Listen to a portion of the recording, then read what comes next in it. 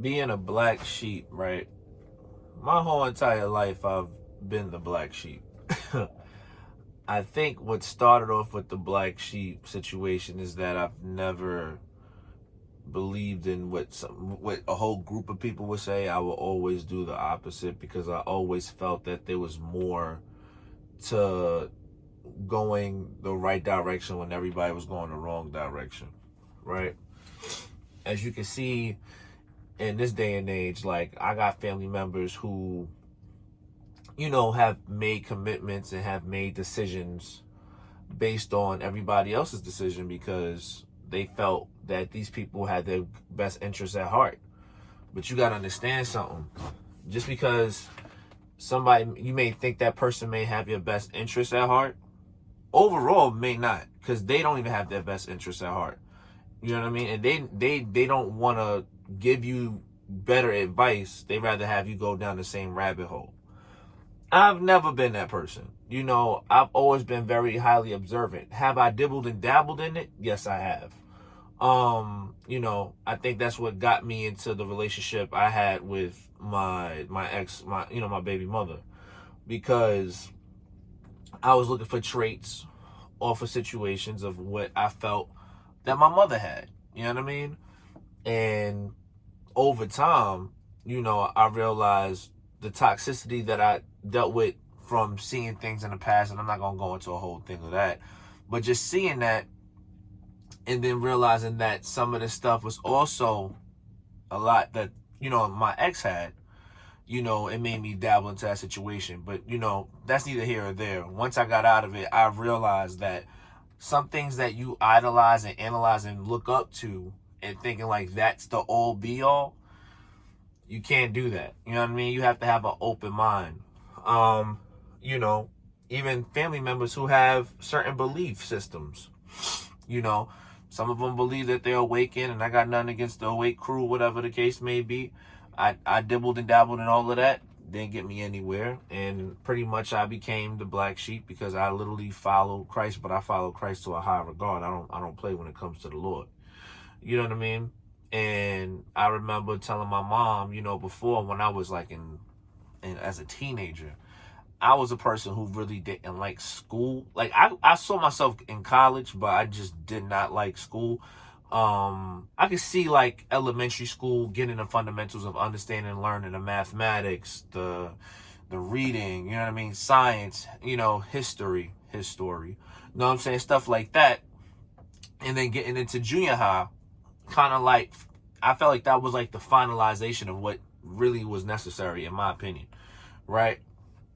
So I remember after I got out of junior high school, I told my mom, I said, "Hey, Ma, I'd rather go get my GED. I heard about this GED thing. I'd rather go ahead and get my GED, and then from there go straight to college." You know what I mean? A lot of people don't know, and I'm going to put I don't know if they changed it, but I'm going to put people up on game. If you got a kid who you see his potential, he gets 90s and 80s and all of that, you know what I'm saying? Like, but yeah, eventually he has a decline, it's because he's bored. You know what I mean? And honestly, it's not going to work for that child. It's just not. You know what I mean? Like, sometimes you got to listen to what that kid really wants. You know what I'm saying? Doesn't mean that they know everything, but kind of get an idea of where they're trying to go. Me, I kind of had the idea. My goal was to get my GED, go back, because you could go back, as long as you're before 19, you could go get if the kid got the GED, let's say at 15, 16, you signed them out, and you got them into it. And I don't even believe in these GED programs either. Like, these GED programs are trying to get you for money. Personally, I would try to go to a trade school, because a lot of trades, you ain't got to even do you even got to do the trade. Sometimes, well, I don't know how they do it now. You could get the GED and then literally just jump off and go ahead and do college. You know what I mean? And that's what I wanted to do. And my mom, I remember she slapped me when I said that. You're going to high school. You're going to do what your brother did. My brother was like the golden child of the family. You know what I'm saying? He couldn't do no wrong. And I'm not knocking it. You know what I'm saying? My man was literally grade A student, one of the best basketball players in his school. You know what I'm saying? My man used to like literally play ball in church shoes. Like, like, you know what I'm saying? Like, that's just who he was. You know what I'm saying? And I just wasn't the same person. Like, you know what I mean? And you know, my number one goal from that point on was to do the, once I realized that I was being analyzed to do what he did, like I despised it, because it was like, not the fact that I was never hating on him, I was always happy for what he did. I always wanted to strive for doing things my own way, but you know, it's kind of like when certain, I'm not saying every parent, but you know, for the people who had, parents who looked at the first child or the one that did the most, they got the most praise. You know what I mean? Like, I feel your pain. I know what it feels like. And then when you come around, it's like, you've got to be this and you got to be that. And it's just like, yo, that's not me. Like, I can't be what somebody else is. I have to be me. And honestly, I think in a lot of families, you lose connection with your child, because you're trying to copy and paste what that last one did. And that last one, however that situation was that situation. You have to, what I'm saying? Not one plant is the same as the next plant. You know what I mean? This plant may take this amount of water. This plant may take probably not even half of what that water is taking for it to progress the way it needs to progress. You know what I mean? And I remember just going through it. And then eventually, I did it my way regardless. Got my GED the way I wanted to get it. It took a lot longer, but you know what I mean? But I still knew where I wanted to be at that point. But being the black sheep and, having to be kind of singled out, you know how it is when you singled out as the black sheep. It's like, as soon as you say something, either people get quiet, people start getting, you start getting that energy, that aura that's off. And it's just like, yo, why can I not input my intake about certain things without having situations of, kind of having a divide in the room? And then it's only like one or two that really agree with you. You know what I mean? And it's like, is being the black sheep tough? Yeah, it is at times. Sometimes it could be highly, highly aggravating, because it's like, it's not even about being accepted. It's just being appreciative of what you bring to the table. And sometimes loved ones ain't gonna do that. You know what I'm saying? The ones that you love the most could be the ones that tear you down the easiest. Real talk. So for the black people that's being the black sheep and always have something to say, and you always going against the grain for the family, and you don't, even before, when I was having issues with, my ex before, and I'm telling them all of these problems that I'm having, being the black sheep, you know what I'm saying?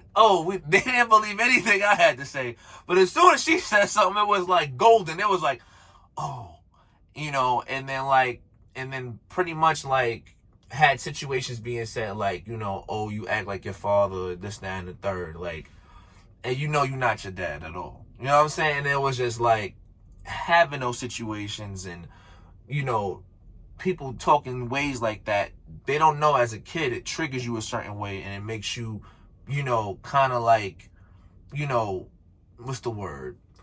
Gets you into a situation where you don't really want to be connected as much as you would at one point. It kind of dies it out. Have I forgiven the situation from being the black sheep? Of course. Am I willing to change my way of being the black sheep just to be approved? Nah, never in a million years. It's never going to happen. You know what I mean? I'm always going to be this way. It's never going to change. And you shouldn't change either, for the sake of who doesn't want to accept you. It's cool. Even family members, if they don't accept you for who you are, you got to get, no disrespect. It's for your sense of sanity and peace. You got to get distant. You got to get distant. You know what I mean? That's one. You can't take things so strongly. And certain things you just got to bow out gracefully. And then watch how situations fall at that point. And it's easy to say, see, I told you so. Don't even do that. Just pray on them. Pray for them. That's it. And leave it there. But I've learned to kind of stay out of the way and get distant with certain situations in life, because you just have to, be in the black sheep. You can't sit there and you're not going to make nobody happy at all. It's just not going to happen. You stand out like a sore thumb. You know what I mean? And then once you start speaking, and everybody gets involved and then sees da-da-da-da-da-da, right? They critique you. They'll rather critique you than critique themselves. You know what I mean? So Don't worry about being the black sheep. Stay consistent on your path and don't ever change that. You know what I mean? And be real with yourself, even if they don't like it. You know what I mean? Because I know I'm going to have family members that's not going to like what I'm saying. You know, at the end of the day, it's my therapy. This is safe space therapy right here. You know what I mean? And again, if you got anything that you want to talk about in the comments, if you are the black sheep in your family and you not being accepted and you not being respected because of who you are, you know, I get you. I'm right with you. Listen, you got somebody that's willing to stand up with you. I'm willing to fight that fight. You know, so don't worry about it. Stay focused. Whatever your dream is, which I hope is positive at all times. You know what I'm saying? Do what you got to do, but guess what? Be yourself. Be that black sheep and wear that with pride, no matter what. And don't change and don't try to bend over Don't try to bend for somebody who's, you know what I'm saying, like who's trying to push you to do that narrative. No, you got to be genuine within oneself. That's what you got to do. You know what I'm saying? But listen, I holla at y'all. It's your boy Core. You know what it is. Peace.